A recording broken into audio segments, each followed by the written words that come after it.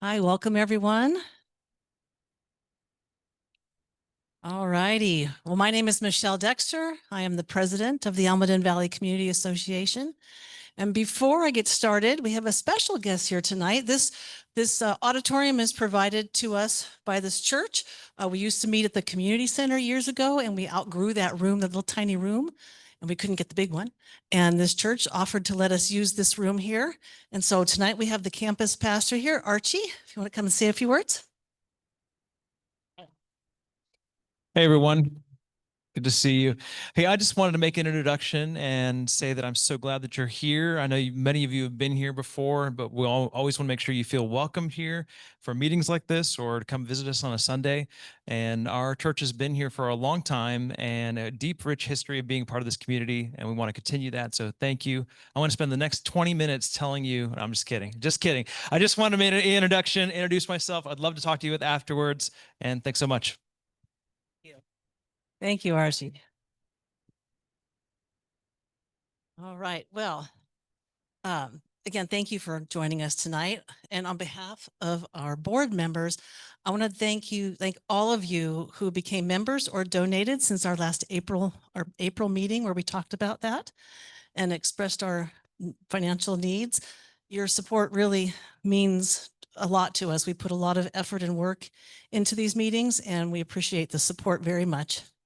So as you know, the organization relies on the generosity of residents in order to continue to make an impact in the community.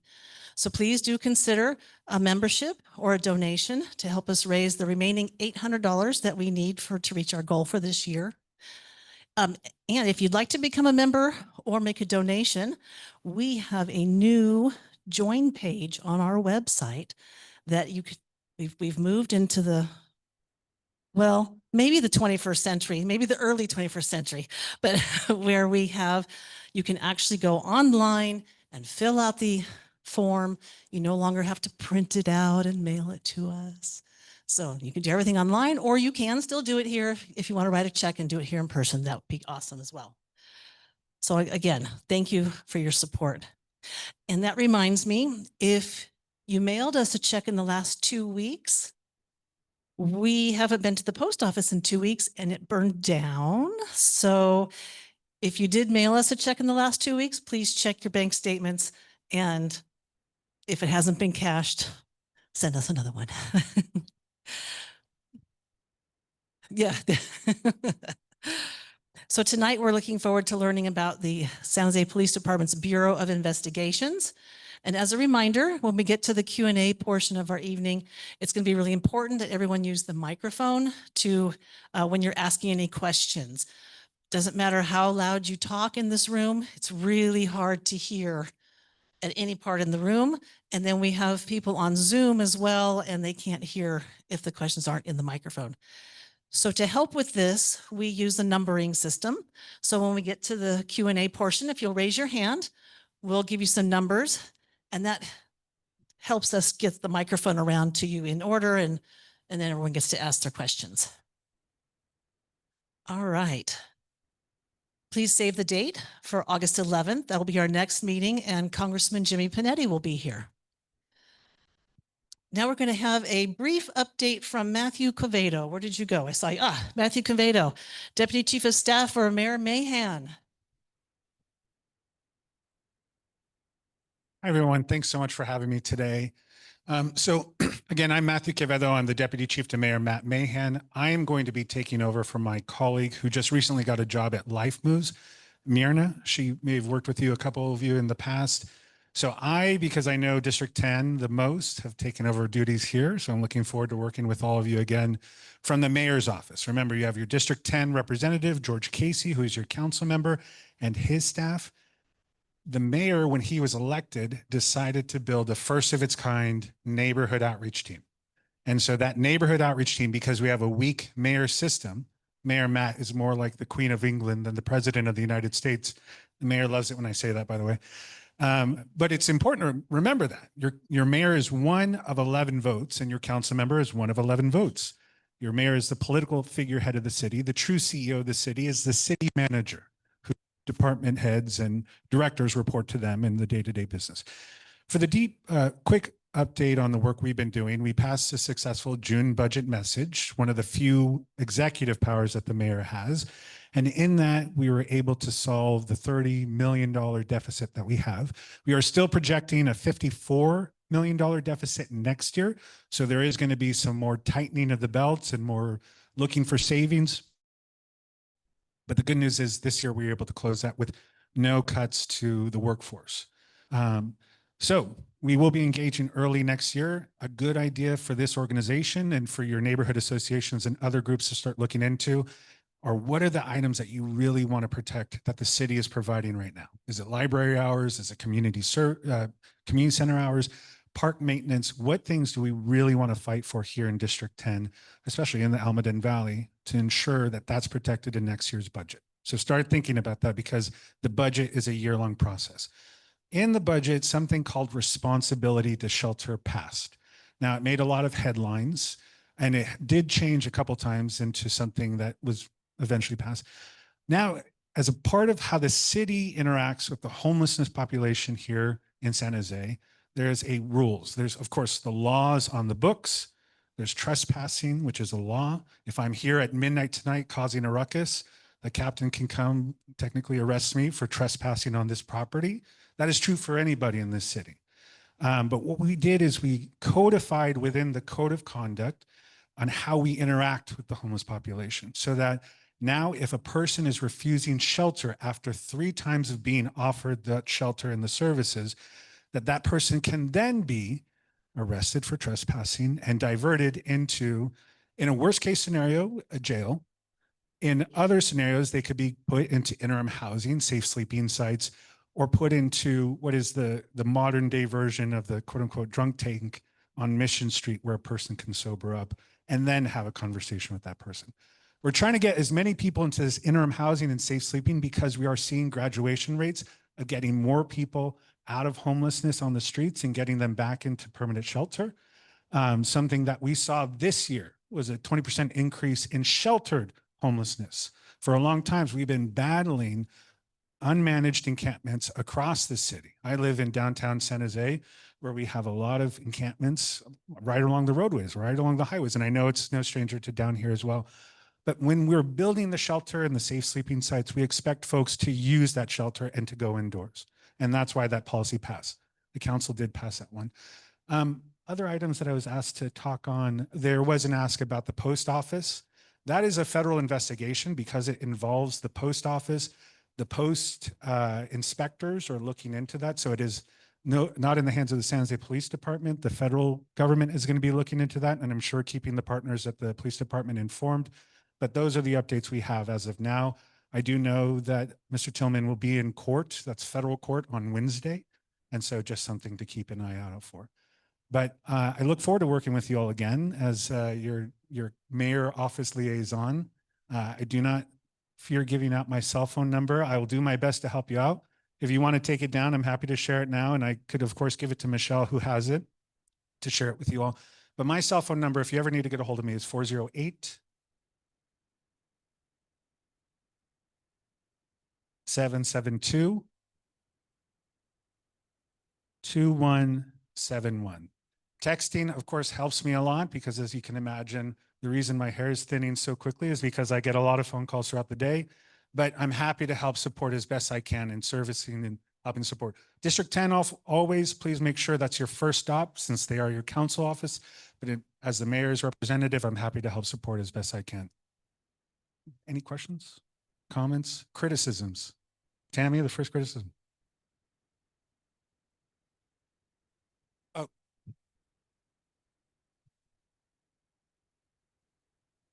Who is the neighborhood liaison for our area?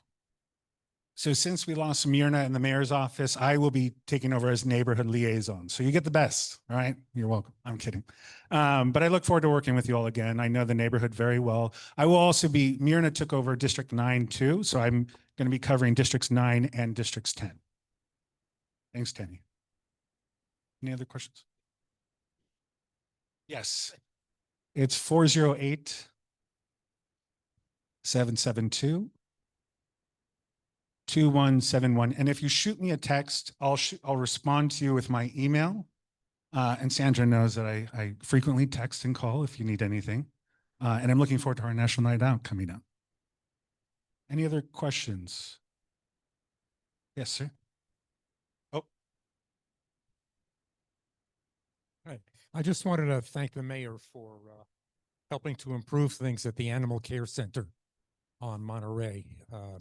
It's been tough going for the last couple of years, and looks like they're going to make some positive improvements over there. So yeah, absolutely. And it was please thank something him that for me. we passed some items related to spay and neuter in the June budget message, which was very crucial, knowing that a lot of folks had what was called COVID pets. They adopted a pet during COVID, thinking it was a good idea. They later regretted it, and now the shelters are very much full. That and other reasons. But what we're asking folks to do is stay engaged, just like the budget item I mentioned earlier. We need your support in making sure we're monitoring all of our departments, really making sure, and we get concerns and requests on parks, on our libraries, especially our animal center right now. Let's make sure we're partnering up and working together to make sure that's improved as quickly as possible. And another idea, again, remember the budget season.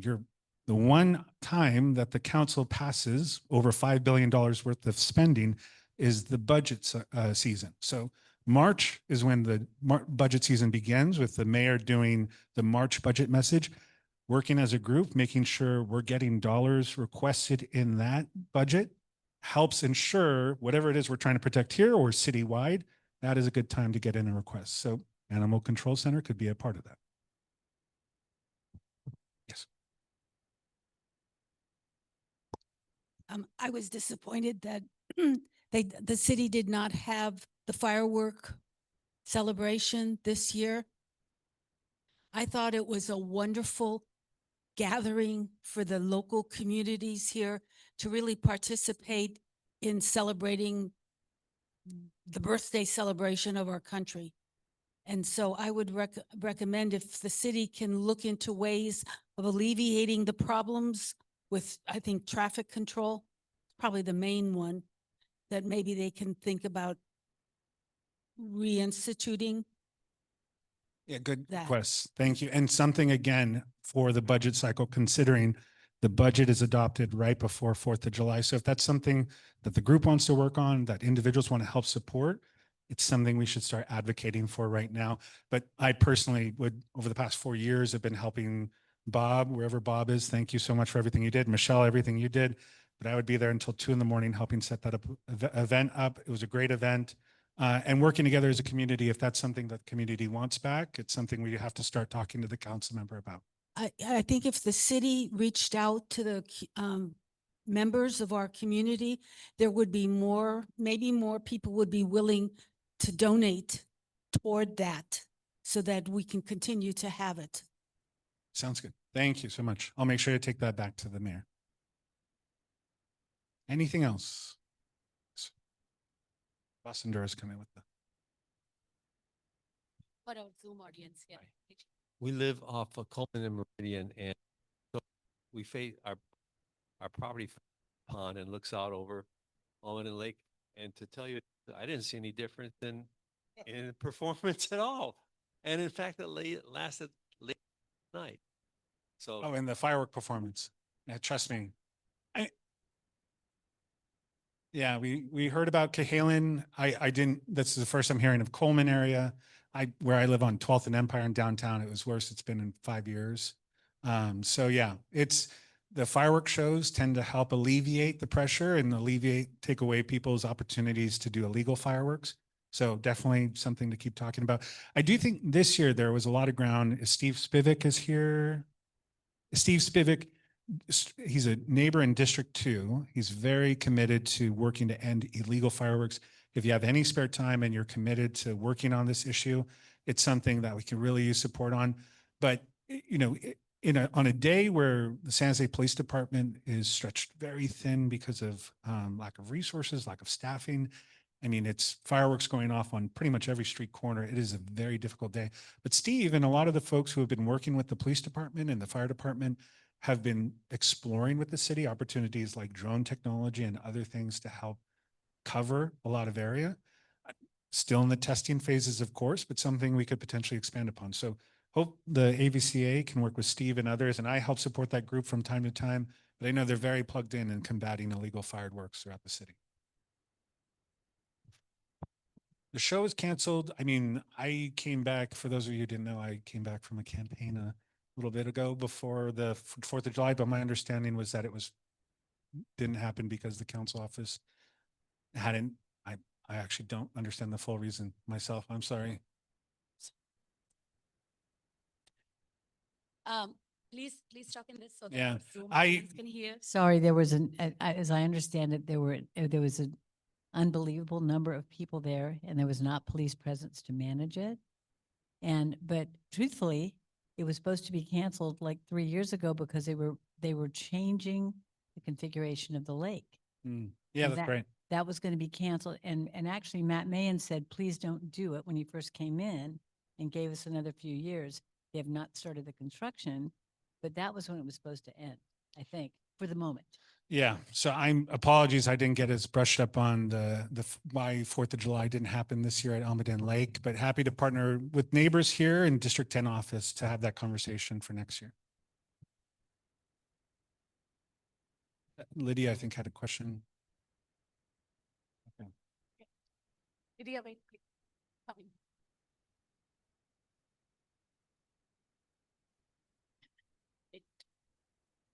Thank you, Yacinda.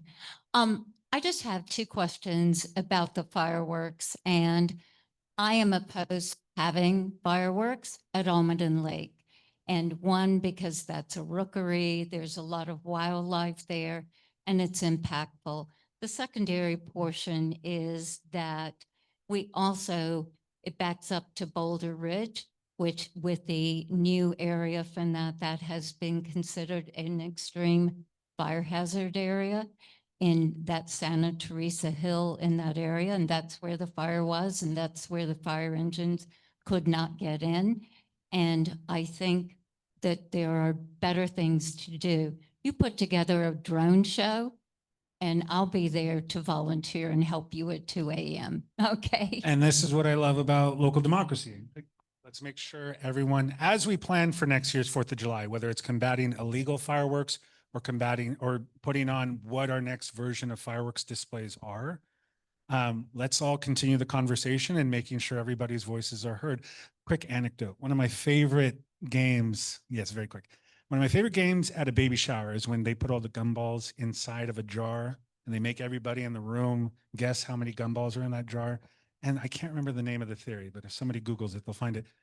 It's funny enough, if everybody in that room who counts and guesses how many gumballs are in there and you average it, you typically get the right answer.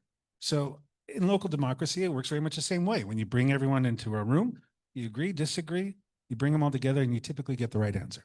So I look forward to having those conversations with all of you about next year. Did you? Our family loved the fireworks at 4th of July also. And even if you have it somewhere else, we would hope that you can continue to have some family fun activities and safe things for the families to do in San Jose. There's less and less every year, it seems Yeah. like. Thanks, Tammy. And also to clarify, that fire started because of illegal people, not because of the professionals. One question from Zoom. Question from Zoom is, IBM is closing the Almaden Lab off Harry Road. Is the property under city or county jurisdiction? And if it's the city, which I think it is, does the city have any say over what other developments are associated with it or the future of that land? I don't know if it does. I just heard from Michelle that it might fall under county. Does anybody know? It's city.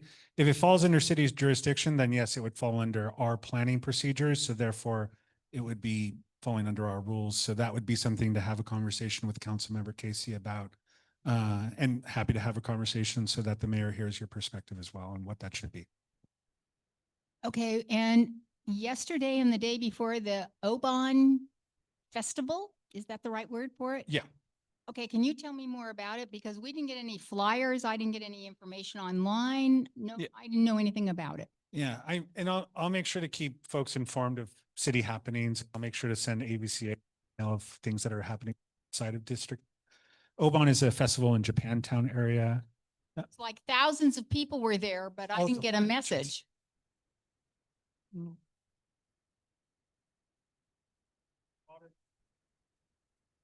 how do you get the information? I can't remember. I thought we sent out an email from Mayor Matt's office about this, but this lantern opportunity, water lantern, they put the boats, the candle, and they push them out to the middle and then collect them after. That's been going on for 4 years now. Maybe more. Oh, well. Yeah, it's a private event by a private company, It's a private event? private event. So But how do you all get are open. invited? I'll make sure to work with the council member's office and AVCA to make sure Okay. we get those information in there. All right, thank you all. I think glad to be back. Looking forward to working with you all again. Thank you. Thank you. Thank you very much. Thank you, Matthew. Appreciate your time. All right.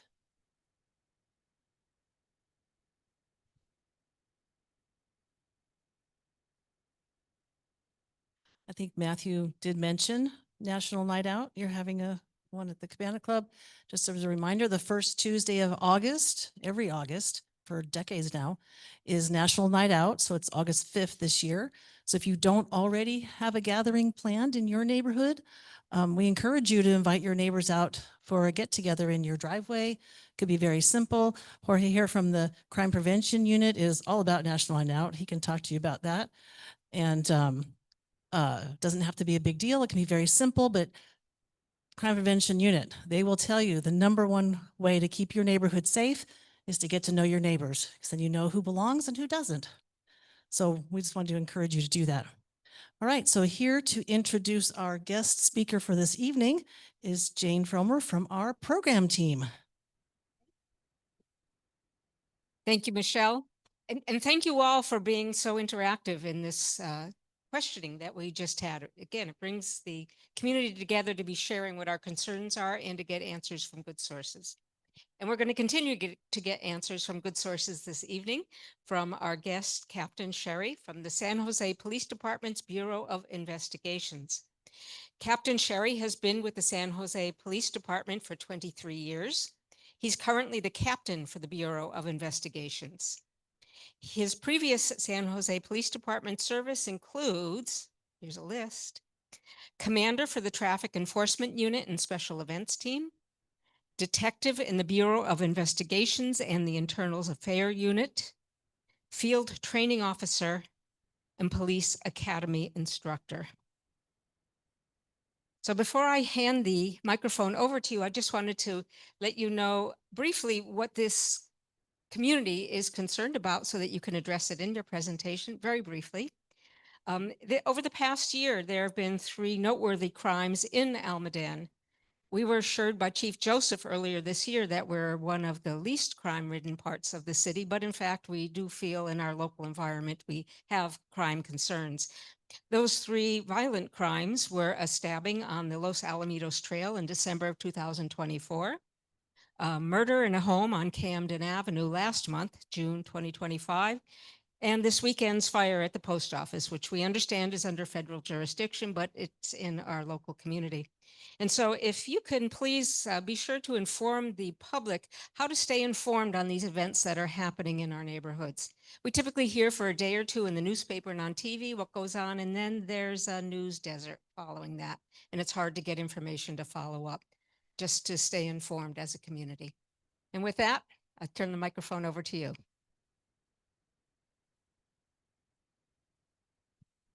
Thank you. All right, good evening.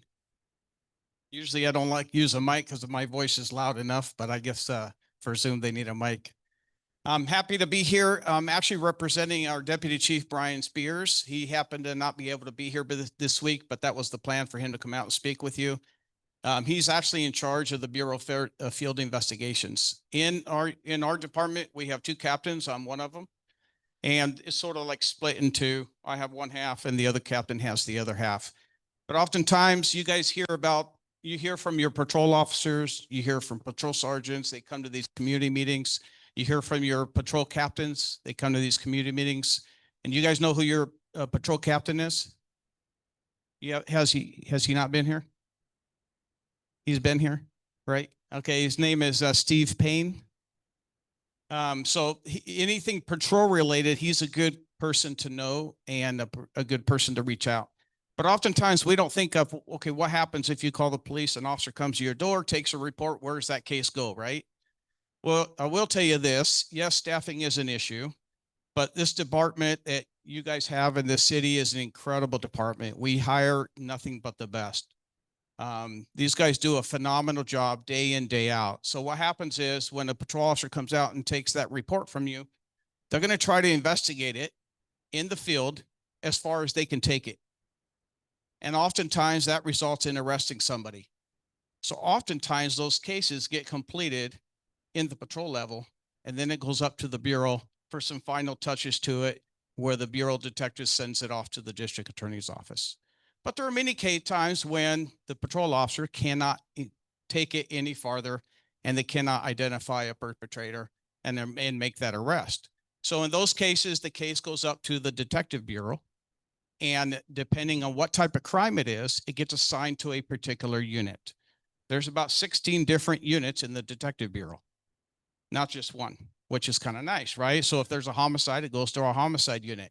If it's an assault, it goes to our assault unit. If it's a gang member involved, we have experts in that department too. It goes to our gang investigations unit, and so on and so forth, right? If it's a burglary, we have a burglary unit. If it's a financial crimes issue, it goes to our financial crimes department. Now, that being said, we do oftentimes borrow each other's detectives to solve certain crimes. So if it's a critical issue and we don't have enough officers on the case, we'll bring in other detectives from around the floor that can help out on these cases, right? So we're one big happy family. We try to help out, especially on the critical cases, to resolve the issues. And every member in the police department, especially the detectives that work up in the bureau, they're very tenacious.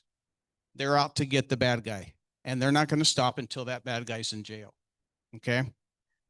So that being said, I'll address what I can on those three particular instances. Some things that we can't divulge, obviously, because there, cases are still under investigation, and sometimes divulging too much information is kind of harmful to the case. But I'll work our way backwards. The fire in the post office, you guys know Pat Tillman. Okay, it's his brother, and he was arrested for the crime. It is a federal case. They are working closely with the arson investigators and our police department. And the reality of it is, for all intents and purposes, there seems to be some kind of perhaps mental illness that has caused this issue to happen. What I do understand is that he wanted to make sure no one was in there, so no one got hurt during this event. So that was sort of pre-planned, and that's why he chose the hours that he chose to do that. So that's just an unfortunate event. Regarding the homicide that occurred last month, that was basically a friend, two friends, longtime friends.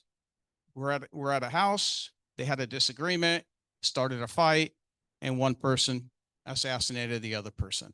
So the issues with that, whether it was self-defense or not, that's still being investigated. But there's not somebody out there in danger to the public. That was not a home invasion or any of that sort of thing. It's two people, they were hanging out. They've known each other for a very, very long time. And it's just an unfortunate event that occurred with that. On the stabbing that occurred back in December of right before Christmas, I think a couple days before Christmas on the trail, that is an unusual event. And that case is still open. It's still under investigation. There are very, very few leads. Right? There's some very grainy images that we have that you can't make out what's happening. They tested DNA. They've interviewed multiple people. They tracked down some possible vehicles, but still that case is still open. Still very, very few leads on that case.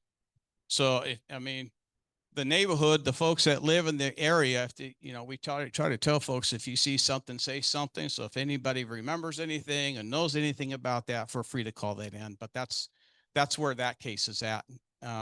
So they're still working on it. It's still an active investigation. And sometimes cases take a little longer than others to solve. All right. So the other concern, I'm sure you guys are hearing the issue with no overtime, the little battle going on between overtime and staffing and stuff like that with our department. You hear some of the stuff in the news, right? And some of the stuff is political because our police department is not in contract right now. We're out of contract. Our contract expired the end of June.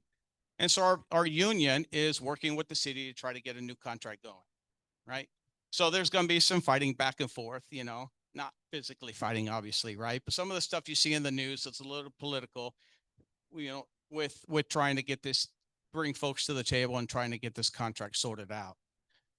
Overtime's an issue. It really is. I mean, staffing, we are thin. We are super thin. And so the department relies heavily on the overtime for us to be able to do the job. It's no different than we've been doing. We've been working doing more with less for a very, very long time. But you have very, very strong-willed, tenacious officers work for this department, and they're going to continue to do that. That's not going to change. If you call us, we're going to get there, and we're going to help you deal with the problem. Okay. Now, recruiting is an issue. It's always been an issue, at least for the last several years. There's not a lot of folks that want to do this job. There really isn't. But we are actively recruiting. We do. We have right now 16 recruits that are in our field training program that just started about a month ago. So about 3 months from now, they'll be on the streets. We have 2 active academy classes. One has 16 in it, and the other one has, I want to say, 38-ish recruits in it. So we're starting to see a little bit of improvement there. Now, mind you, we have 38. They just started about a month ago. There's going to be a few that don't make the academy, right? Because we got to weed out the folks that this is just not for them. And that happens, right? But there is light at the end of the tunnel. It just takes time to bring these folks on board. To bring an officer on board, to kind of give you an idea, it takes a good solid almost 2 years, if you think about it. For the moment you apply for the job, it takes about a year to get that job because it's a series of testing, background checks, and things like that. Then you get hired, you go to the police academy. That takes about 6.5 months. And then you got to go out in the field and learn how to do the job with the senior officer. And that takes another 4.5 months, right? So it takes a good 2 years to get someone hired and on the force to where they're ready to function by themselves. So it takes a little bit of time. But there is some positive note to that. We do have academies going, and we are continuously recruiting. We do have a full-time recruiting unit that are actively engaged in trying to seek out new applicants. So if you know someone that wants to be a police officer, we are hiring. So the overtime issues that you hear, we're just trying to find ways of doing the job without creating so much overtime. And that's really what the city has asked us to do. And that's what we're doing. The job hasn't changed. We're not investigating cases because of it or any of that sort of thing. So sometimes folks hear that and they wonder, oh gosh, now they're not going to do anything. That's not going to happen in our department. So you don't have to worry too much about that. But I didn't bring a fancy presentation because I'd like to come out and have a conversation with you. Right before I stepped into this role that I'm in right now, I was a traffic enforcement commander. And that's usually the #1 complaint folks have is traffic. Is it not? Right? So the guys on motorcycles that go out and give out tickets, right? Those were my folks back, not too long ago. So if you have traffic enforcement complaints or issues or concerns, you can bring those up too. I can address some of those. But do you have any questions? Okay.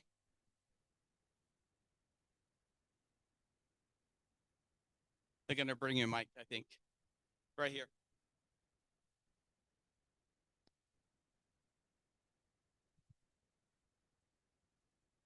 Do you want to give him a mic?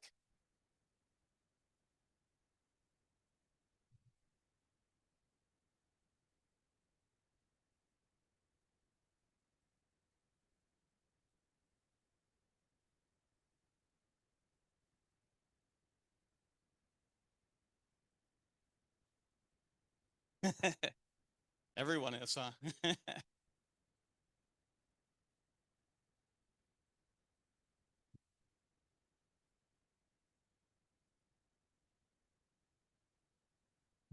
Well, they're handing out numbers. The other thing that I would add is, with technology and the way technology changes, we do a lot more with technology today, a lot more.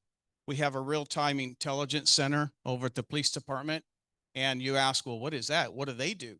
Right? Well, they monitor live cameras, they monitor social media, and they help us identify suspects before sometimes the detectives can. right? And a lot of it is social media. Think about this. Anybody in this room go anywhere without their cell phone? Do you know your cell phone tracks you? Right? So oftentimes we can find perpetrators just by cell phone usage and active cell phone lines in those particular areas. That is a very, very, very good tool that oftentimes we use. When you connect your cell phone to your car, today's cars now pull data from your phone. So we can plug into your car and get some of that data as well, right? And that's just a small example of how we use technology to find our perpetrators, right? You guys are familiar with Google Map? You guys use Google Map on your phone, right?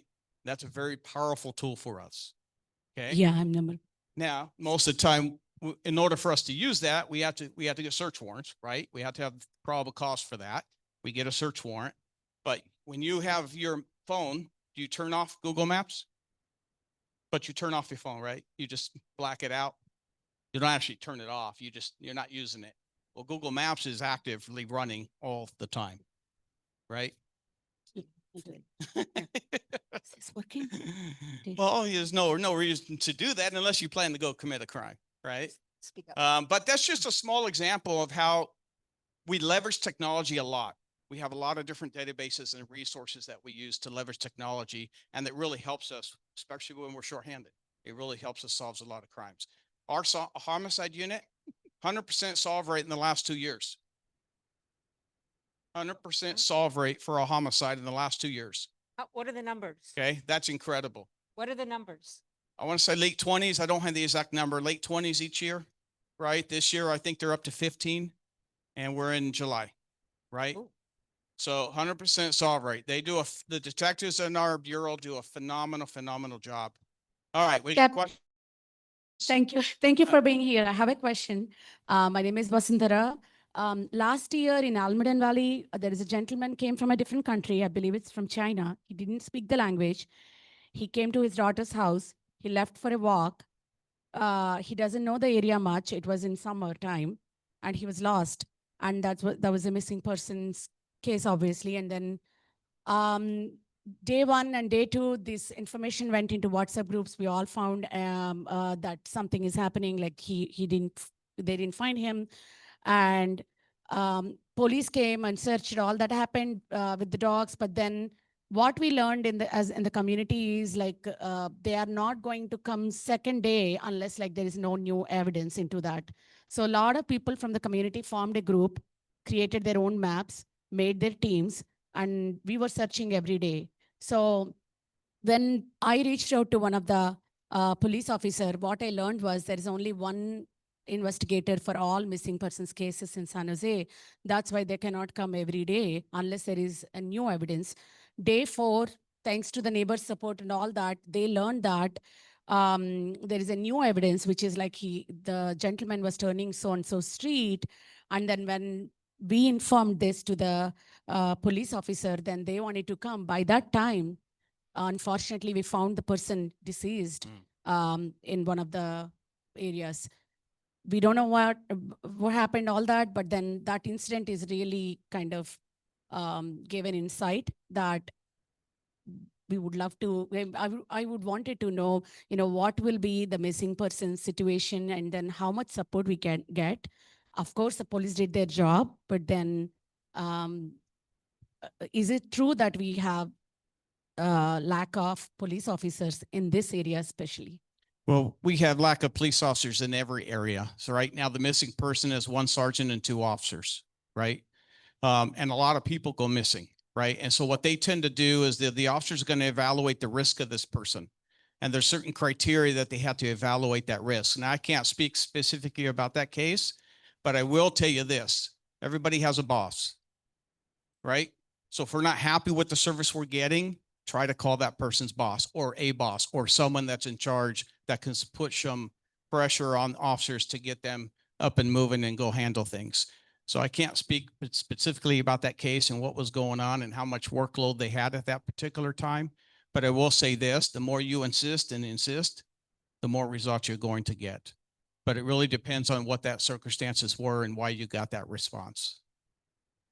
Number 2, hold your card up, please. Winner, winner.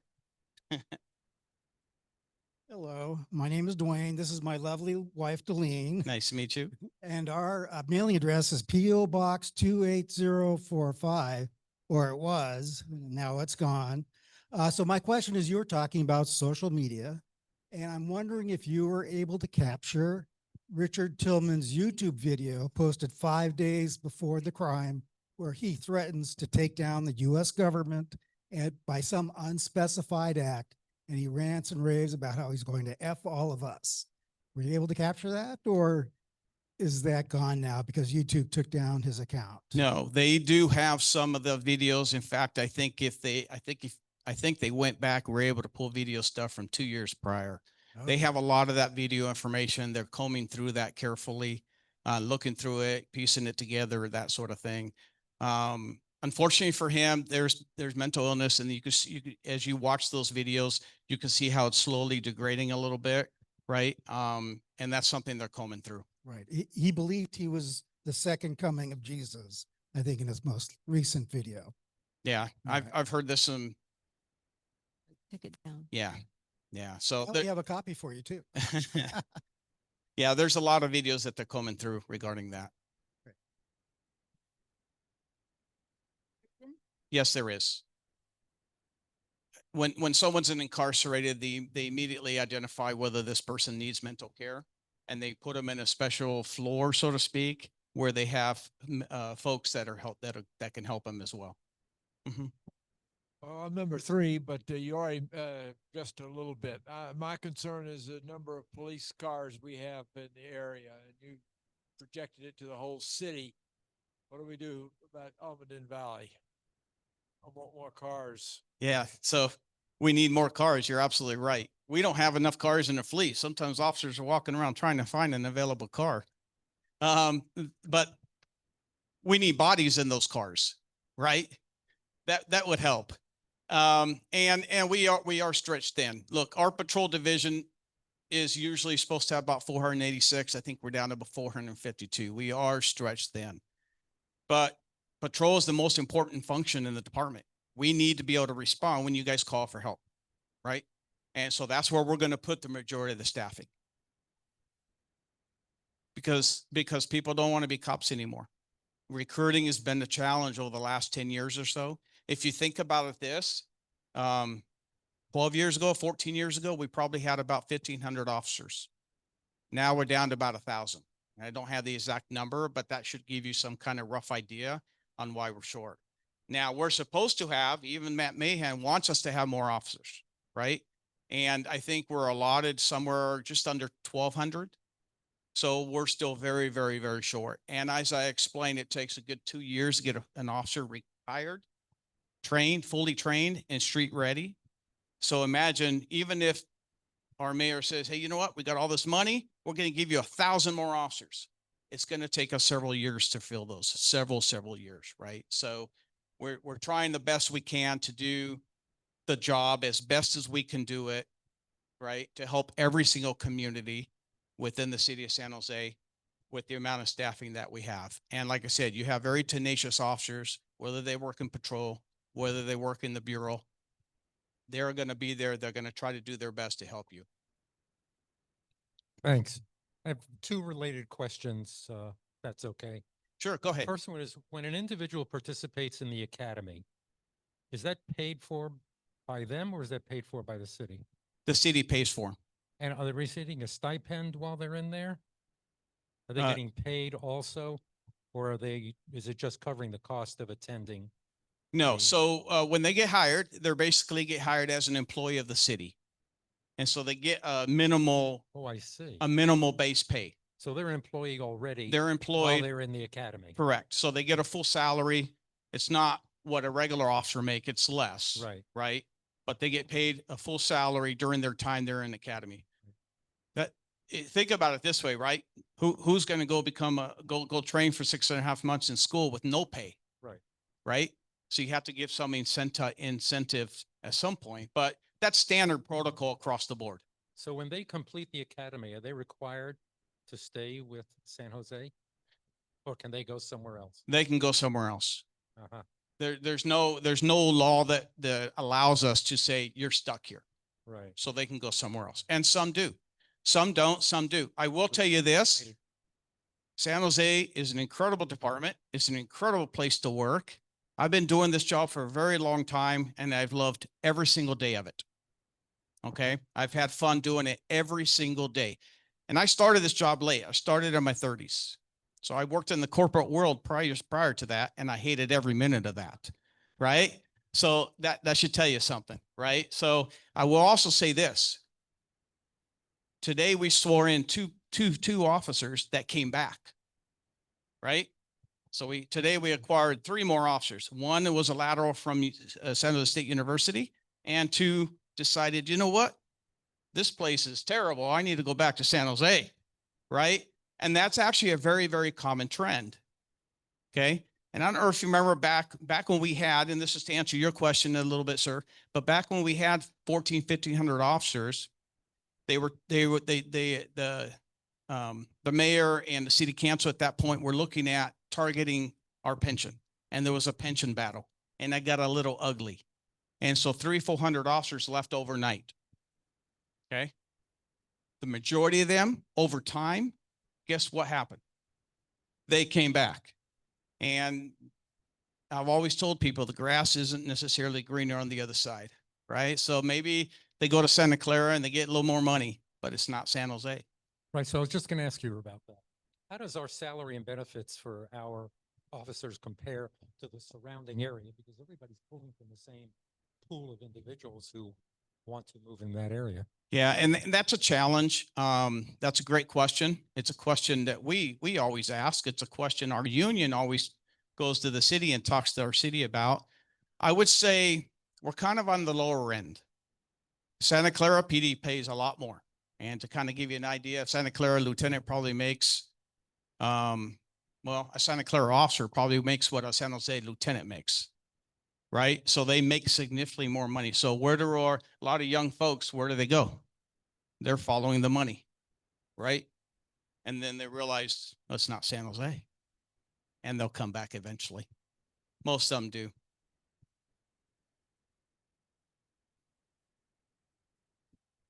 Hi, I have 3 different things to talk about. First of all, I want to talk about the communication for San Jose Police. So first of all, we rarely ever see a police car here in San Jose, in Almaden Valley, I'm sorry. And when Bret Hart Middle School had their locker room intruder back in October, there were 12 police cars at Bret Hart and 3 more in Shadowbrook, which we really appreciate everybody's help with all that. The man was arrested 2 days later, but there was no information on the news at all for the whole 2 days.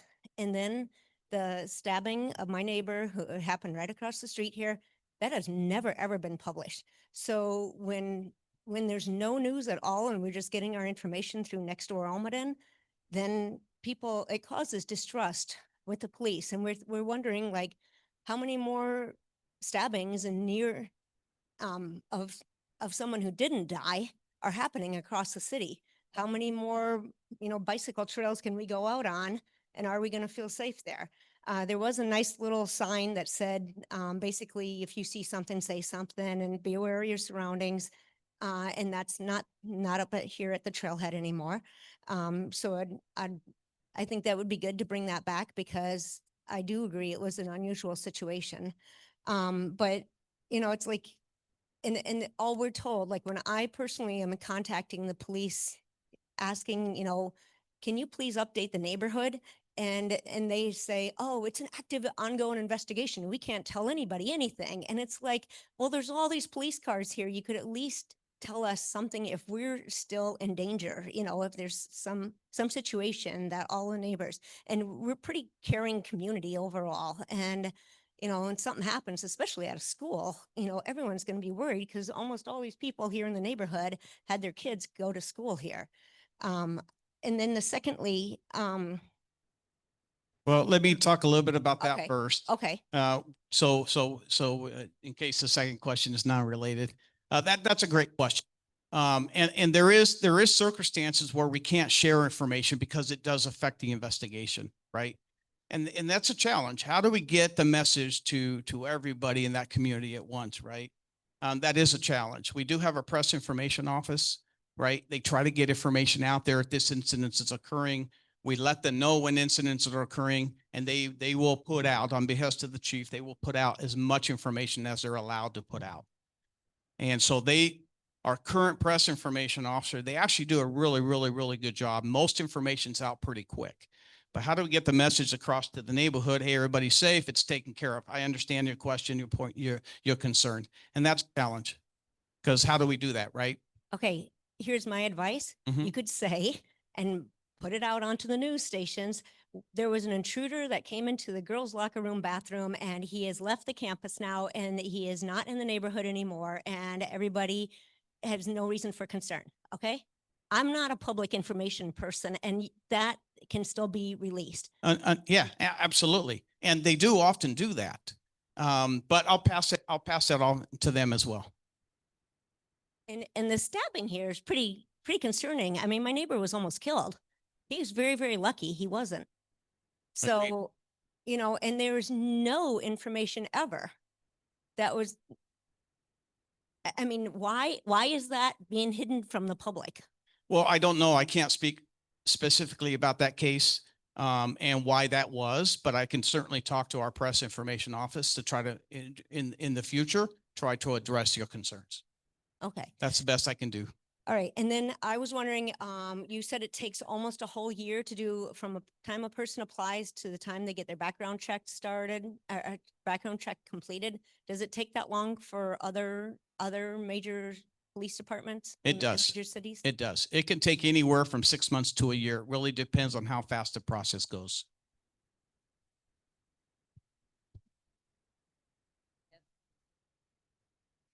Background and that. Yeah, it really depends on the agency. We as of late, we've been trying to process that a little quicker as best as we can, but it really depends on the circumstances. I think she had one more question. No, it's my Third. It's my third. I'm counting. So I worked at Stanford Hospital for 23 years, and they had the new graduate training programs. They'd have 3-month-long mentorships, and they made the nurses sign contracts saying that they had to stay for at least 2 years at Stanford before they could leave. So is there a reason why the San Jose Police can't do a similar thing when they have their young officers go through the academy? So there's actually case law that has been tried and failed previously in law enforcement agencies. And I can't speak to the specific details of that, but that's been proven that you can't hold someone accountable to that, period. So, and it's case law that prevents us from being able to do something like that. And I don't know if it's the difference in the type of the job or the career choice or that sort of thing, because I'm not an attorney. I don't know what the legalities of that is, but it has been proven to be not going to uphold in court. And that's even been the fact when there's a hiring bonus, so to speak, right? And if you give folks hiring bonus, there are some agencies that say, hey, we'll give you a hiring bonus. I know Alameda was putting out a very large hiring bonus about a year or two ago, but you don't get it all at once, right? You get it in increments. Stay 1 year, you get this amount, 2 years, you get this amount, 3 years, you get this amount, and that sort of thing. So what's to say, if I get my full, let's say it's 50,000, for example. Oh, you give me 50,000 to get right on the spot. Here's the check. I get the job and then I leave tomorrow. Right. So, I mean, there are people that are going to take advantage of a system like that. Right. And so in a situation like that, can they make them sign an agreement? Perhaps. Will it hold up? I don't know. I don't know what the legalities of that is, but it usually does not work very well for law enforcement agencies. And it's not just San Jose. This has been a problem with other agencies as well. No problem. Yes, ma'am. So I'm going to bounce off that, which wasn't on my list, but one of the things that some of the cities are doing, and are happening some with teachers, is where the cities are coming in and helping with housing, whether it's down payments or subsidy, et cetera. And there are many cities in the Bay Area that are starting to do that. I know George Casey has talked about that as that's something we need to look at from the city council area to see if we could recruit in your perception, do you think that would be helpful? Because housing is an issue. We don't want somebody to have, a long shift and then drive to Tracy and then be on call and have to come back from that. But if they were here in our neighborhoods as we used to have, would that be helpful? And that's an excellent question. Excellent question. I mean, how many in this room, if you went back, if you had to buy your house that you're currently in right now, could you afford it? Right? Housing is a concern, right? It's a problem. Most officers cannot afford to live here. That is a very valuable concern. I will say 3/4 of the department probably does not live in the city of San Jose. No. Right? And it'd be nice if everyone lived in the city of San Jose. So that is definitely something you should bring to your council member, something you should probably push to that direction to maybe get them encouraged to perhaps, start that conversation. I've heard some mumblings about that over the years, but nothing, I've seen nothing to come to fruition with that. But, and so on the other part that you were talking about, the California's employment at will. And so that does affect the part of if we are paid, up for their academy or a hiring bonus or other things at this, we are caught in that area as to what we can and cannot do from that. And so going off your question from that, I'm going to leave Tammy's question alone from that, but I wanted to go back. I was very encouraged to hear that you had 34 people coming through the academy coming up at this time. That's a huge number compared to what we have seen in the past. I was curious because we have a lot of pull with some of the things with the protests that we've had where we've needed mass quantities of people all over California from that, but particularly here in San Jose, and also the utilization of community service officers. Are we hiring more of those? Do we have more of those? Are they easier to recruit? Can they be some type of solution for those that would get the trained officers off from some of those traffic areas and that? We do have, I want to say 61 community service officers. So we're fully staffed of community services officers. I don't think we're short with them, but we got to be careful how we utilize community service officers because they're not peace officers, right? So they don't go through the same academy. Right. They go through 2.5 months or so of an academy to learn a little bit about the laws and things like that and their responsibilities and the stuff they're going to be dealing with. But they're not peace officers. So we can't throw them into situations where there's protests and crowd control and things like that because they're not trained for that. And they don't have the weapons training and skills and things like that. I will say oftentimes there are CSOs that start as a CSO and they go become a police officer, right? So they'll work as a CSO a couple of years and then they'll join the police academy, get hired and join the police academy. So is that a recruiting flow that you could use? It does sometimes help. It also helps. There's situations where we'll get a recruit coming in as a police officer and they go through a field training program and they realize, this is not for me. I can't deal with this. Maybe I'm better suited to be a CSO and we'll give them a job as a CSO. So we try to retrain them or retain them as best as possible. Right. And maybe they're a little young.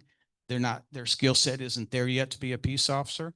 And so we've had folks fail the field training program, become a CSO, do that for a few years, mature a little bit, and then come back and they're great officers. So we've had some interchanging going on there. But Okay. Can I just ask you to address a little bit about the utilization of resources on the sideshows and the extreme risk for the officers plus the community at that time? We're just seeing a tremendous number of accidents and some deaths and other serious issues in there. yeah, and that's a great question. And also that's a great issue of concern, right? That's been plaguing neighborhoods throughout the entire Bay Area. We've been very proactive when it comes to sideshows. Okay. And we'll locate. What we do is we use social media, especially in the evenings, Friday nights, Saturday nights, sometimes Sunday nights. Our real-time intelligence center, plus we have access to social media connections, and we usually learn about where folks are landing before there. And so we'll send officers, we'll send marked vehicles there, and then they have their people that show up. They go, oh, we can't do it here. This cop's already here, and they keep moving, right? So we've been fortunate to minimize that, but there are times that, human beings forget pain. I will say that, because a couple of years ago, we boxed in about 800 folks at a big intersection in San Jose. And it took us about 10 hours, but we cited over 800 people and took multiple cars, right? And they left our city alone for a while. Yeah, you had one here, two there, but the big groups left our city alone for a while. About 6 months later, they start coming back. They forget the pain, right? It's a continuous thing. We're always having to be proactive about this. Sideshows are very, very dangerous, very dangerous. And we have a lot of laws. City of San Jose was actually the first city to implement municipal ordinance. So you can't partake in the sideshow. You can't assist folks in the sideshow. You can't even be there to watch, because if you're there to watch, you're getting a ticket. It's a misdemeanor. Okay. And state of San Jose has been at the forefront, very, very proactive regarding this. Now, it hasn't made it completely go away, but it has minimized it a lot. But it's something that we look at social media at night, and we select certain officers within the city. We call them red teams. And if we start to see these build up, we'll send these officers directly to deal with that particular problem. But sideshows are problematic because not only are folks in cars doing donuts at high rates of speed, they have weapons. They throw in fireworks out there. They're shooting off guns and things like that. So it becomes even more dangerous even for us officers. But it's something we're actively dealing with. Hello. Hi. My name is Anna Andrade. I want to thank you for your time first, Deputy Sherry.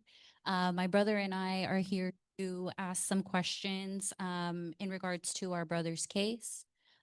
This happened outside of the Almaden Valley, but we're just trying to gather some information in regards to the police department and so forth. So with that being said, our brother Fernando on June 9th, 2025, was found dead inside his home while under the care of the Bill Wilson Center. The responding officers failed to secure the scene or gather key evidence. We believe the investigation has been delayed and deprioritized due to the bias against the neighborhood he lived in and his status as a young man in transitional housing. What is SJPD doing to ensure that youth in vulnerable living situations receive the same level of care and investigation as everyone else? And how are officers held accountable when that standard is not met? I'm not familiar with your case, so I would have to actually look it up to get some background on it before I can actually comment on it. I wouldn't want to comment on something I'm not familiar with. So I'm not sure what they did or did not do as far as the officers are concerned. But officers are held accountable. I will tell you that. I worked in internal affairs investigations for over 2 years. We hold our officers accountable. Okay. Everyone has a boss. I've said it. I said it again. I said it before. I'll say it again. Right. So if anyone is not satisfied with the level of service you get, you need to call their boss. Right. Even a field patrol officer, they come to your call because you called 911. You're asking for help, or you're trying to file a report. You're not satisfied with that. Call our dispatch and ask for the sergeant. Right. So you did mention that there is different levels of, or different departments, I'm sorry. So how would I be able to find out what department the case is under? Because the only information we have as of right now is that it's currently under the coroner's investigation. So there's no police side of it. Yeah, there's no detective that we can specifically talk to. They keep referring us back to the coroner's office. As they mentioned, did they mention if it was a homicide or just an unknown It's death? pending. It's correct? pending. Yeah. Okay. So normally the way it happens is if we find someone that's deceased, the process is we'll take a look at it. We'll see if there's anything suspicious about it that warrants our homicide unit to get involved right away. If we don't suspect that, then the coroner's going to come out, and the coroner is tasked with doing an investigation. And they're going to decide, hey, this is natural cause. or there's foul play here. We need to get San Jose PD involved. So sometimes you may have deaths that aren't suspicious in nature, and they don't appear to be suspicious in nature. So we'll give it to the coroner, because the coroner has to come out in every situation. If they're the only entity that has the case, yes, right? But if you leave me your contact information, a case number, I'll be more than happy to look into it for you and try to get an answer for you.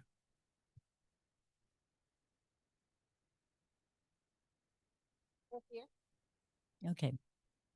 Okay, as I'm a 40-year resident of Almaden, I asked our council member right after the stabbing what we were doing to get more of a police presence in Almaden. Because quite frankly, there isn't any. I don't mean some, I mean none. So I understand the affordability issue. I asked at the time, we have housing developments coming up and there's often 20% of them are devoted to affordable. I said, can we make sure that some of that affordable is for police officers or teachers? So that might be a councilman's job. But what I'm here today to ask you about is if you can't have a policeman present at all times here, can you have random police activity that lets the community know there's a presence? Because we're not seeing that. There should be a way to do that at least until you can hire. And I'm sure everybody here knows San Jose is now the most expensive housing in the country. So I'm not surprised you can't hire people into that unless we get them. That's why I can't live here. Yeah, I know, which we just care. So what I was told when I asked the question was the city considers Almaden a safe area. I'm like, well, we now had a stabbing, a shooting, and I don't think you could have done anything about the post office, but could you address the question of, is it possible to plan some sort of random presence so that people in this area at least are aware there are police? So they wonder, you know, we would love to deal with the traffic issue, but that's so low.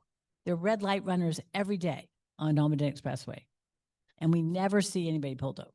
So anyway, thank you for listening. Absolutely. No, it's a great question, and I appreciate the question. And it's actually a question that almost every community in the city of San Jose has, right? Folks want to see cops, right? It makes a difference when cops are driving down the neighborhoods. We absolutely 1000% get that. The reality of it is we just don't have enough cops to be able to do that consistently. So where does that leave us, right? We have to ask. So if there's a particular area of concern you have and you want officers to conduct more patrols in that particular area, all you got to do is call your division captain, right? That's Steve Payne. Or shoot him an email, or you can go online to sanjosepd.org and that'll connect you. There's a map to connect you to him.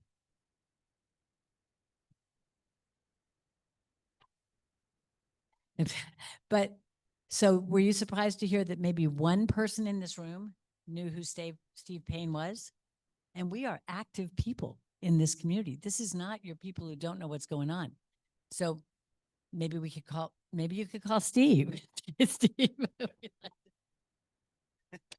So even Steve has a boss. The deputy chief of the Bureau of Patrol, his name is Brandon Sanchez, right? Excuse me. But I don't know how many someone said Steve Payne has come out here once, right? So maybe invite him again a second time so he can introduce himself, leave his card, that sort of thing. But oftentimes, and if we talk about traffic enforcement concerns, well, I just left that unit not too long ago, and those were the motorcycle cops. And those guys do a tremendous amount of job. We used to have 60 motor cops. Now we have 13. Okay. And these 13 folks, amongst other responsibilities, are issuing 20,000 tickets a day. And not a day, excuse me, a year. 20,000 tickets a year. Yeah, I had you there for a minute, huh? 20,000 tickets a year. 13 guys. That's an enormous amount of citations, right? But if you have a particular area where there's red light runners and you're concerned about that particular area, you can go online to to saljespodD.org, go to traffic enforcement request and submit a complaint, and they'll take a look at that. Or you can email Captain Payne and say, hey, we have a real problem at this intersection, and he'll let the traffic enforcement commander know, and they'll send officers out there to conduct some enforcement. So it's just a matter of asking. That's really all it is. And asking for additional patrols in your particular area, and he'll be more than happy to push that down to his folks and to get them out here. Because the reality of it is, the reason you don't see a lot of cops patrolling, it's not that they're sitting behind a building doing nothing. They're actually out on a call for service somewhere, right? So a very large district has 4 officers maybe for the entire shift, right? This particular area is a pretty large area, has only 4 officers. So we don't go to calls by ourselves. So let's say there's a domestic dispute, 2-officer call. Sometimes it takes a couple hours to sort that out. Maybe someone's going to jail over that, right? That puts you out for 2 officers. Now you only got 2 left for the entire area, right? Now, if a critical call comes out, our dispatchers will bring in other officers and other resources. We're going to get there. We're going to deal with that, right? But how we respond to calls really depends on the type of crime. If someone's getting hurt, we're going to be there now, right? But if it's a cold case, something you just need to file a report on, it's going to take us a little more time to get there because we have to prioritize people versus property. Does that make sense? Right? But your safety is our #1 concern. And trust me, we want you to feel safe in your neighborhoods, just like I want to feel safe in mine. It's no different. And we really, really care about the city. We really care about you folks. And a lot of times it's just about asking, and then you'll get it. I'm Raj. I'm an alcoholic.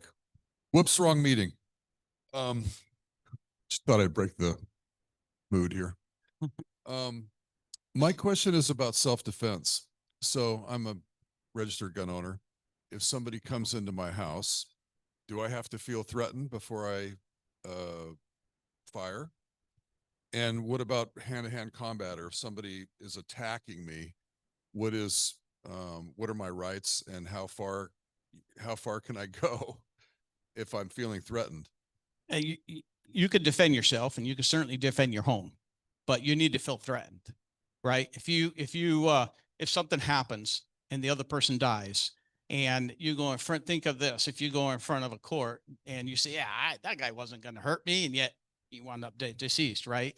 So yes, you have to show that you feel threatened, which is not hard to do if someone's breaking into your house, right? I would feel threatened if someone's breaking into my house. So does somebody breaking into your house, does that constitute feeling threatened? It depends. Well, It depends on the person. if I'm Depends on you. if I'm upstairs, let's say, and Your level of how you feel threatened is different than mine. right. Right. So I can't tell you what makes you feel threatened. If someone broke into my house, I would feel threatened. But do I feel threatened to the point where I feel threat of physical harm? Or is this person just got the wrong house or dropped on the floor to take a nap? Well, assuming the person is there to burglarize the house and maybe they have a weapon, do they have to come at me with a weapon before I return fire or start fire? Or do I just defend myself, assuming that they're going to try to harm me? Well, you have to be able to articulate that you felt threatened, and how that is, it's going to be different in every case. So it's not really a black and white answer. I can't just say, yeah, you can shoot them and kill them because they broke into your house. Is that generally the attitude of the city and the county as far as law enforcement? Yes, it is. It's the same with law enforcement officers. Okay. Right. What- But again, every case is different, right? You have the right I to defend understand. yourself. You have a right to defend your house. You have a right to defend your family. And somebody's going to judge what happens. Right. It's just that, what is that force, level of force? Right. Well, it probably needs to be reasonable. What's what's your opinion about the burn-a-gun, or these, stun guns that you can use for protection also? Is there any legality there? Well, you mean the tasers? Well, there's a burn-a-gun that you can shoot, and I don't know if it's actually a taser. I think it's just stops the person or numbs them for a while. I'm not really sure. Yeah, I don't know what the legality of that is. I mean, you could carry a little bit of canister of Mhm. pepper spray. That's not a problem. But for that, I don't know what it's shooting out. and what the legalities of that for you to possess that. Would there be somebody in the department that could answer that? Yeah, I'd have to look into it. Okay. Yeah. All right, thank you. Actually, I think you guys do a really good job here. I've lived here for a long time, and I feel very comfortable with the police department. What about, oh, one other question. What about the district attorney? How are we as far as prosecuting, and how are they handling cases as far as, are they just, you know, trying to run people through, or are they really trying to take people off the street, or what does that look like, or can you even address that? Yeah, we actually have a really good working relationship with the district attorney's office. Obviously, the district attorney's office looks at every case. They want to win every case. And so if it's missing information, they're going to kick it back to us, right? And sometimes we have to do additional follow-up to get it back to them. Sometimes we have to go, and the detectives have to go and do a face-to-face, right? What else is needed? How can we push this through? But they do a really good job. No, they're not the ones letting people back out. All right. It's the Department of Corrections system that's been doing that over the years. During the COVID time, there was a $0 bail. So a lot of folks got out. And I don't know if you guys remember, but years ago, the drug laws changed. And that was something that everybody voted for, right? So for example, possession of a little methamphetamine was a felony. That was a trip to jail every single time. So if someone had a little bag, which is a tiny little drop of meth or coke or something like that, it was a trip to jail. That's been back when marijuana was illegal as well, right? All that's changed. That's all misdemeanors now. So people aren't going to jail. They get a ticket. And then they don't show on the ticket, right? On the court date. But that changed things. That changed the dynamics. That changed the geography of criminals and the folks that we deal with, right? And so we had to look at different ways to doing the job, right? But the whole issue, and I don't want to get political here, right? I have an opinion, and I don't want to really state that, but the correction system, the jails were full. They were at capacity and overflowing. And Governor Brown started this process, and that's why it was put out to the voters to vote. And that's why a lot of the laws changed, because now all these people didn't need to be incarcerated because the crimes were now at a lower level. And that's kind of how that started. So thank you very much. Doing really well. Couple of points. The department has apparently been doing a good job of putting gang-related criminals behind bars and solving some of the murders that you're facing. How much do you have in resources in those particular areas? And are they being given the kind of sentences that you think are appropriate? Yes, I believe they are. If we believe it's gang orientated, we actually direct that case to our active gang unit. So we have a gang investigations unit, but we also have a violence crime unit that's works out on the streets. So oftentimes these two entities, they work together, especially if it's a gang related incident. There was a homicide downtown Saturday night. I don't know if you've heard the news, but it was downtown. A party went wrong to one of the clubs. This poor kid got stabbed, but he was part of the gang. And this appears to be gang motivated. Still under investigation, but it appears to be. But they're actively enforcing that. And so if it is a crime that's gang motivated, they get charged a gang enhancement, right? So there's a severe penalty for that. About a month ago on Channel 3 NBC, there was a report that San Jose is putting 2 police officers in 1 squad car. And the police officers union said he thought that was a bad idea. But if we're already short-staffed, is that a good idea to put 2 officers? They said the reason was for the officer's safety, but then does that put the citizens at more risk? I mean, that's a good question. And you can actually argue on both sides. Remember, I mentioned we don't go to any call by ourselves. So to every call, we go 2 officers anyway. Now, instead of sending 2 cars, we send 1 car because those 2 cars are together. But we're only, right now, I think it's on a trial period, and it's only in the Western Division. Everybody else is still single car. So I think it's in the trial period only in the Western Division of the city, and we'll see how that plays out. And I'm sure the chief and they'll make decisions based on the results of that. But it is also a officer safety issue. It's actually safer for the officers to respond to. Think of this, two things that we deal with that are most dangerous are domestic violence, so domestic disputes, because oftentimes people are angry, intoxicated on drugs, right? They're at the worst moments. And that's where they become very, very violent, especially towards police officers. So those are dangerous. And then when we make car stops, we don't know what we're getting into. We don't know who we're stopping. Maybe they just committed an armed robbery and we don't know that, but maybe they got guns in their car and they don't want to go back to jail, right? Two of the most things that are most dangerous things for a police officer to do. So now if, and this is proven, if we make a car stop, for example, and there's some bad guys in the car, if they see one officer, are they going to take that officer on? Or if they see two, are they going to think twice about that? Right? So that's another way to look at it. It is an officer safety issue, but we're going to calls 2 at a time anyway. So we have 2 questions from the Zoom listeners. First is how many or what fraction of the crimes being committed in San Jose are committed by people from other cities? That's a good question. I don't know what the answer to that is. I will tell you, oftentimes, sometimes some of the downtown brawls or sometimes some of the big protests are often that go wrong are oftentimes from folks outside the city. But how many of those are, or how many crimes percentage wise, I don't know the answer to that. Second question is, I'm going to have to paraphrase what I think the questioner wants, is that seems like civilians find out more useful evidence than the police officers do. And,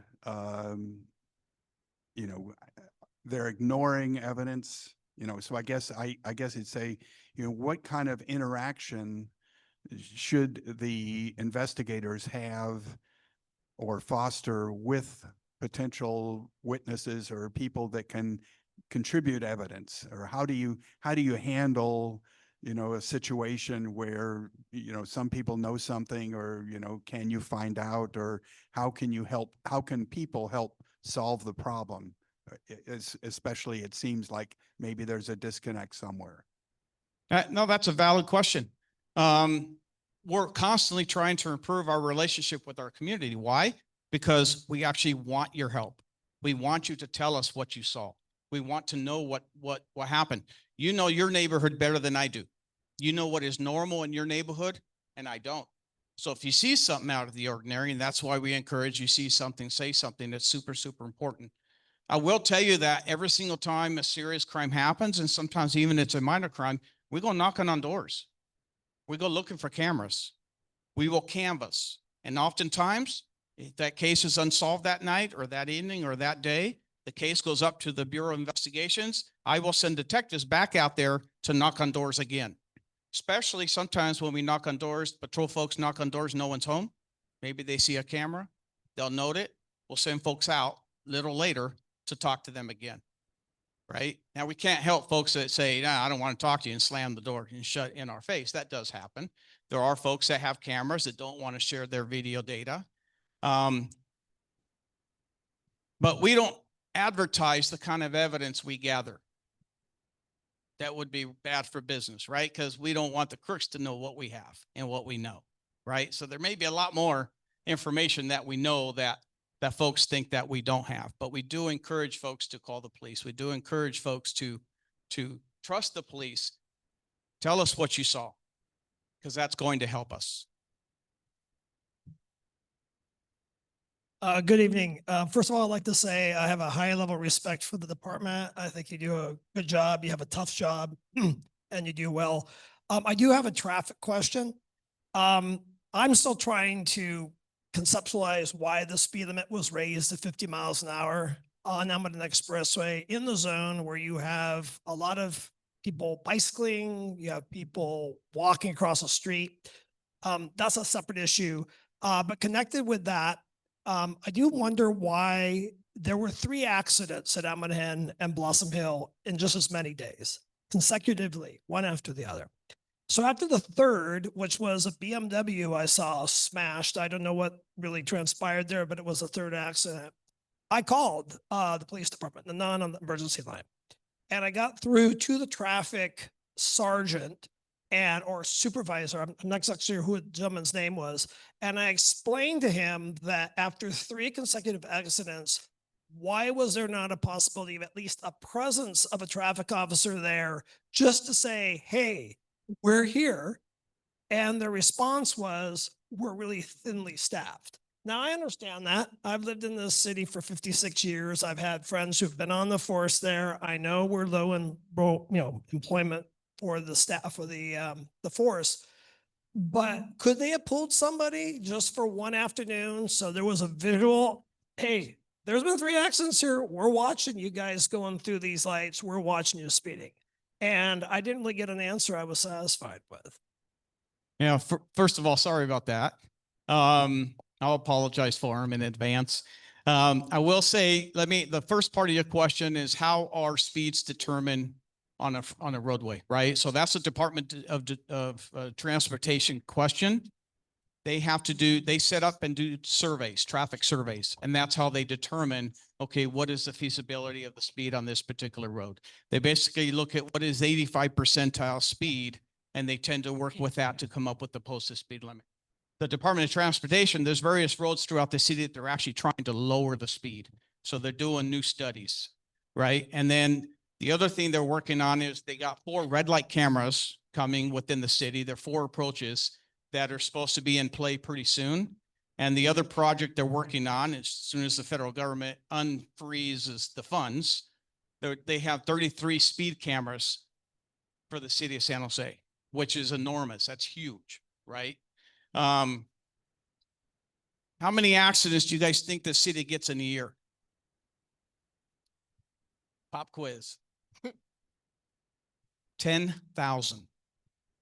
10,000 accidents in a year. Now, the majority of those are minor fender benders. They're small, right? But we do get fatalities, unfortunately, right? And we do get accidents that are serious injuries, right? I think three years ago, we had 65 fatalities in the city. That's 65 too many, right? Last couple of years, we've ended the year with about, I want to say 48. That's still 48 per year too many, right? It's a big city. There's a lot of traffic, a lot of cars, right?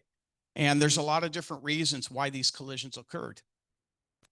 So the 13 traffic enforcement officers, their focus is primarily the Vision Zero corridors. And I don't know if you've heard of Vision Zero, but Vision Zero is a project that DOT started a few years back, and their vision is 0 fatalities. That's their goal. And so if you lived in the city for a while, especially if you've gone downtown in some of these areas in the city, you've noticed a lot of changes in the city.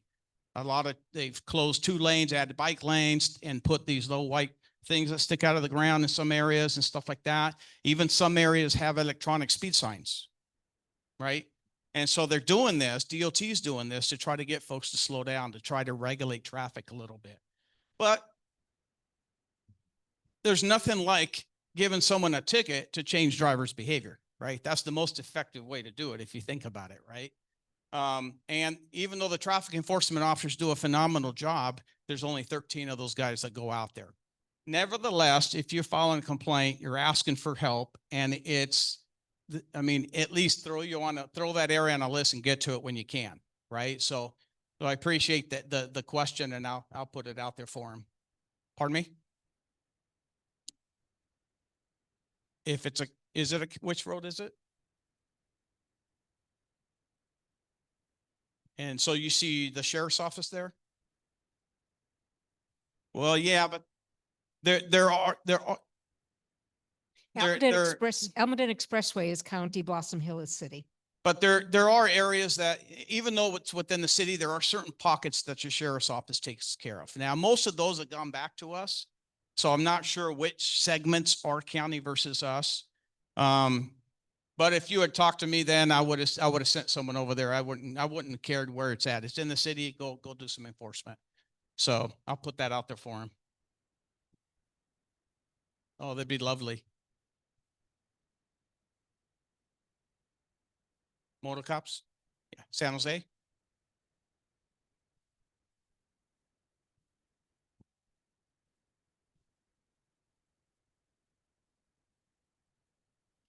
excuse me. Yes, I'm ma'am. next. So I don't really have a question, but I have some comments. In February of this year, for 1 week, we had CHP, Highway Patrol, issuing tickets at Almaden and Via Valiente every morning and every afternoon. Now, I have no idea who asked them because I don't, but we can escalate. We can call. And there was an incident where there were lots of people running stop signs around Williams. And so there was a request put in through the council office and also through our local patrol at the time. And they put 1 or 2 of those 13 people out there to issue tickets for about a week. So that had some impact.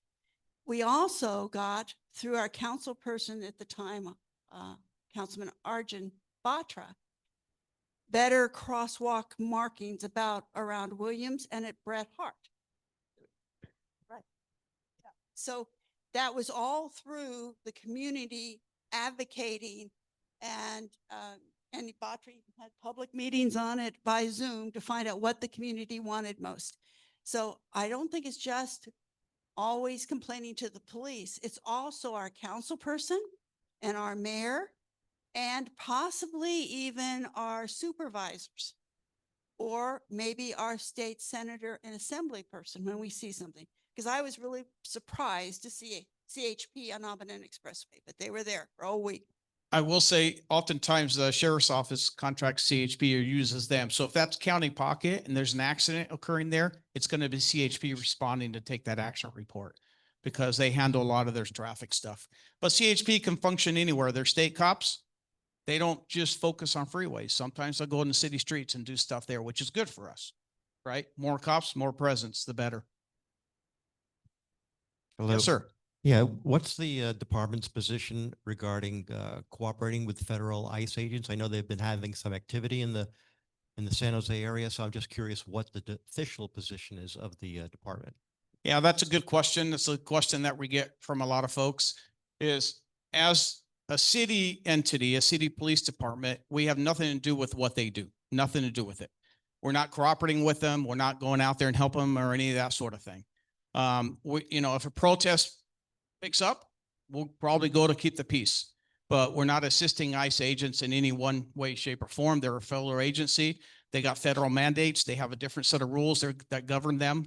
But the city of San Jose, the San Jose Police Department doesn't do anything with that.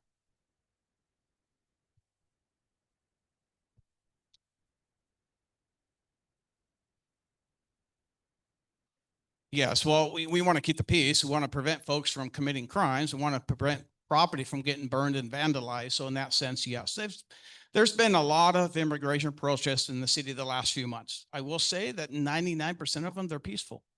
And you won't see a San Jose cop. We're still there. We're in the background. We're watching it. We're keeping an eye on it.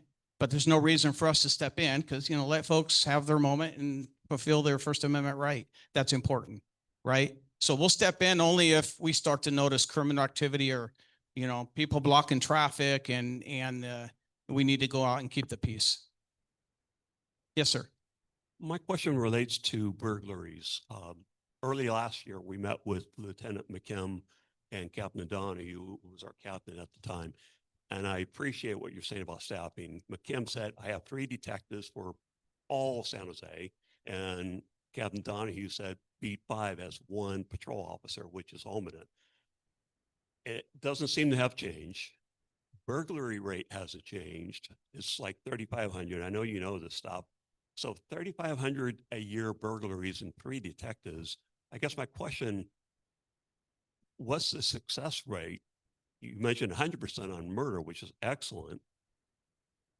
But so many burglaries and only 3 detectives and it seems in our area, because we track it, is they break in through the back. It's multiple people. They're in and out in 3 minutes and they're masked. So you can't, if I'm in your shoes, it's like, what do I do? But what is the success rate and is it organized? Can you elaborate on home burglaries? Because in my neighborhood, which is Country Club, that's one of our primary concerns. It's 15 burglaries a year.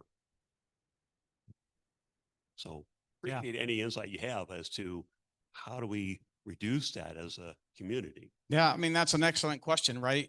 There's a lot of different things that you can do to try to reduce that. Good cameras, you know, lights on in dark spaces, things like that, because those are areas that folks, pardon me? Yeah, imperfect, right? And the more cameras, the more visibility prevents things like that from happening. I know there's a commercial building over on the east side, San Jose. They were getting burglarized a lot. So they turned on the lights at night and played country music. Guess what? People stopped burglarizing it, right? And people stopped hanging out in front of the business, right? So we, you know, light it, lock it, or lose it is kind of the going theme with that. But I get it. I mean, 3 detectives is not enough. Some of these are organized, and the 3 detectives they have there, they're really good at putting these together because they see all of them and they can see the things that, oh, you know what, this looks the same as this other one, or this looks the same as this other one. So they're always picking up larger crews. And the retail theft thing, Brent McKim put that grant together, and it was a $8 million grant. And we have extra officers working on a part-time basis, senior officers that retired, that brought back, that are working some of these extra cases to deal with some of these things. So you have 3 full-times, but you have some part-time cops coming in to help deal with some of those things. But let me tell you this, how many auto thefts do you think our city has in a year? Auto thefts.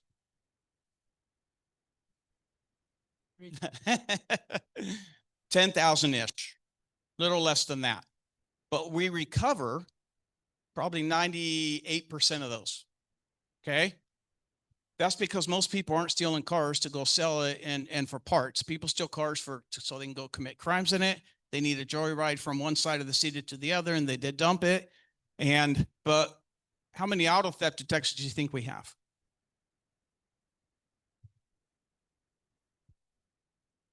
How many auto theft detectives do we have? 1, right? So that person is not out there looking for your car. The officers in patrol, they're looking for your car. Flock is picking that stuff up.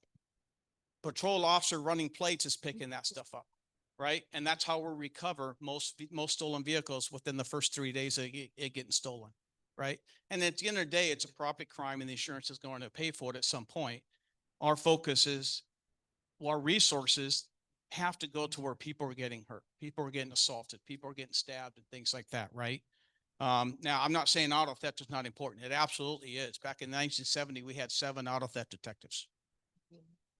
That blows your mind, right?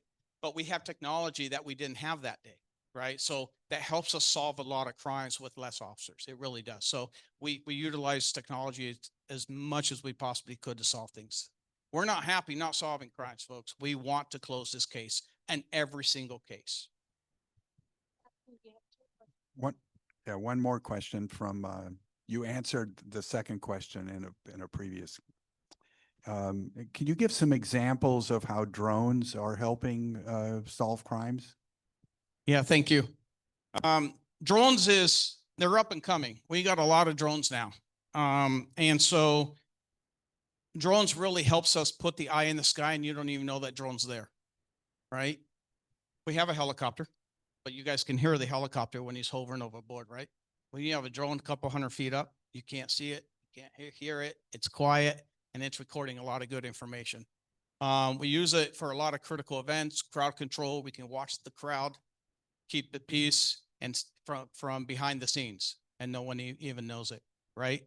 Our real-time intelligence center is working on a project to where the hope is we dispatch an officer to a crime, and the real-time intelligence center can deploy a drone and capture data to feed that officer before they get there. All right. Let's say someone's running from a crime scene, and that drone's up there already spotting their location where they're running from. And we feed that to the officer as they're coming in. Right. So it's going to help us. It's already helping us with quite a bit of things. I mean, as often as we can, we put a drone out, especially in real critical emergency situations where we're looking for the perpetrators, that sort of thing. But it's going to help us as we move forward with technology. It's just getting better. It's just a lot of things in the hamper, a lot of things we're working on, and it's going to really improve in how we solve crimes. We're going to start our wrap up. Apropos the question about what can individuals do to keep their neighborhood safer, Jorge Casillas is going to come up for a moment and introduce to you the materials that he has here for keeping the neighborhood safe. Jorge? So Jorge is part of our crime prevention unit. We have a lot of folks that work in crime prevention, right? And so they have a lot of information they're able to provide various communities and handouts, and they actually can do nice presentations regarding burglaries and even things from, you know, how do I keep myself safe when I'm walking around the neighborhood and things like that. So they have a lot of information. They're very skilled, very knowledgeable about what they do. And any questions you had and who to contact and who to get a hold of, they're really good at giving you that information. Yeah, thank you, Captain. So earlier someone mentioned about connecting with our Captain Steve Payne Jr. His email, the fastest way to do that is his badge number. So it's 3971 at sanjoseca.gov. So 3971 at sanjoseca.gov. As Captain Cherie mentioned, he's the one who's in charge of all the patrol people, in charge of myself as well in Southern Division. So I just wanted to do a quick introduction. I think you mentioned about what you can do to prevent some of these burglaries, to prevent some of these crimes from occurring. We run the Neighborhood Watch program at the San Jose Police Department. On our back table, we have the Neighborhood Watch rat card. If you flip it over on the backside, it gives all the basic details of what days of the week we host it, what time, and what are some of the things that you can do to get that ball rolling. At the end of the day, if you have any questions, you can always call our office. I will put some of my business cards over there. So if you want to send me an email, I am in charge of all of Southern Division. So it's the largest division by square footage. So I'm not going to bore you with how big it is, but it's pretty big. So if you have any questions, you can send me an email. Other than that, we also have our important phone numbers list, and we also have an inventory sheet if you happen to be the victim of a burglary. So yeah, thank you. And a big thank you to both of our speakers tonight. You were a real trooper with all those questions you got peppered with. And I want to thank you very much. Thank you for having me. I hope we had a good conversation. Yes. Good. Thank you. We'll welcome you back. And let me remind you all that our next program is next month, August 11th, the second Monday of the month, when Congressman Jimmy Panetta will be our speaker. Have a good evening. You do a great job. And Gary? Well.